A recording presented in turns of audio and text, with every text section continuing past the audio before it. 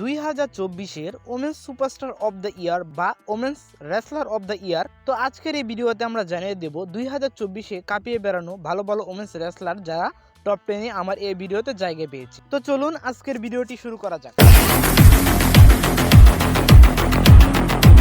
2024-এ কাঁপিয়ে রাখা রেসলারের প্রথমেই রয়েছে লিভ মর্গান।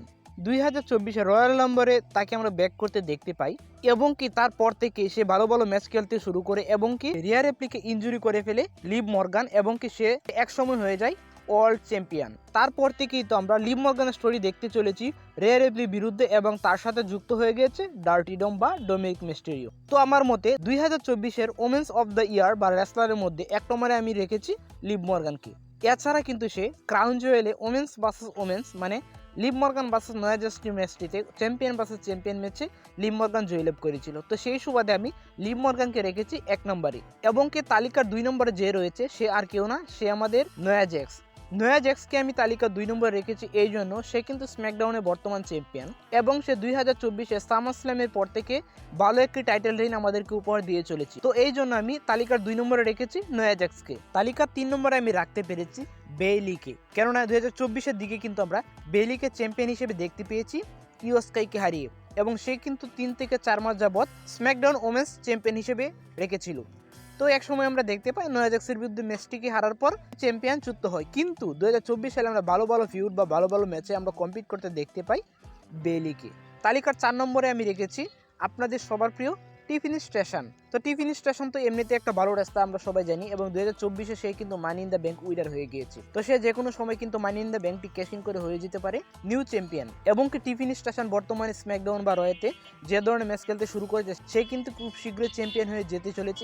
এই জন্যই আমি তাকে তালিকার 4 নম্বরে রেখেছি। তালিকার 5 নম্বরে আমি রেখেছি রিয়া রেপ্লিকে, কেননা রিয়া রেপ্লিক কিন্তু 2024-টি শুরু করেছিল তার চ্যাম্পিয়নশিপ দিয়েই, মানে সে কিন্তু 2000 শুরুর দিকে চ্যাম্পিয়নই ছিল। রেসলমেনিয়ার পরবর্তীতে কিন্তু আমরা তাকে টাইটেল হারতে দেখতে পাই, কেননা সে একটি ইনজুরিতে পড়ে গিয়েছিল লিভ মর্গানের কারণে এবং কি এখন পর্যন্ত ডার্টি ডমের সাথে তার একটি ফিউড তো আমরা দেখতে পাচ্ছি ডার্টি ডম এবং কি লিভ মর্গানের বিরুদ্ধে।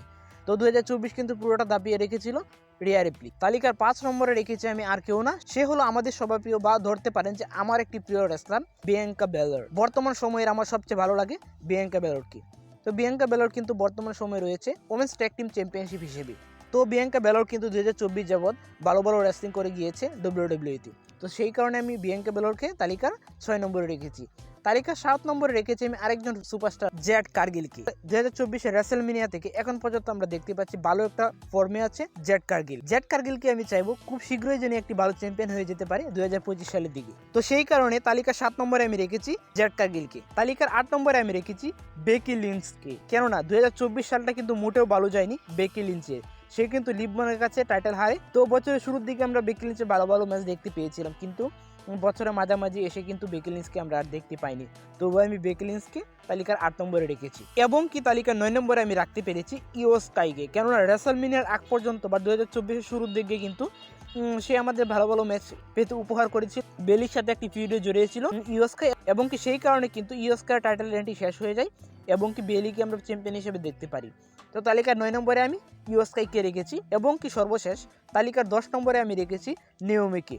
নেওমি 2024 সালে কোনো টাইটেল বা কোনো কিছু না পেলেও সে কিন্তু ভালো একটি অবস্থানে বা ভালো একটি রেসলিং অবস্থানে আছে। তো 2024 সালের শেষের দিকে এসে আমরা দেখতে পাই জ্যাড কারগিল ইনজুরি থাকার কারণে সেই ট্যাগ টিমটি বহন করছে কিন্তু নেওমি।